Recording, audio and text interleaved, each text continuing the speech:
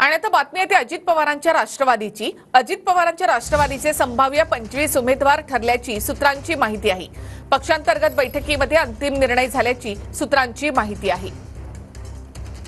तर राष्ट्रवादी अजित पवार गटाचे संभाव्य 25 उमेदवार आपण पाहतोय। अजित पवार बारामती, छगन भुजबळ येवला, दिलीप वळसे पाटील आंबेगाव,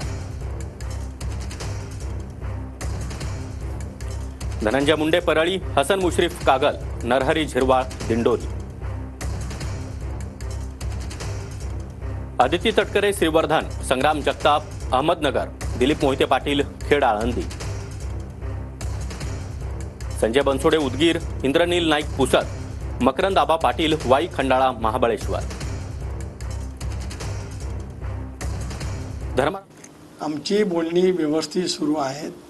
जे वर्तमानपत्रात काल वाहिन्यांमध्ये 125 जागा काहीतरी महाविकास आघाडीचं सूत्र नक्की झाल्याचं सांगितलं, त्याच्या कितीतरी पेक्षा आम्ही पुढे गेलेलो आहोत एवढं सांगतो। मला वाटतं कुणीतरी पुन्हा एकदा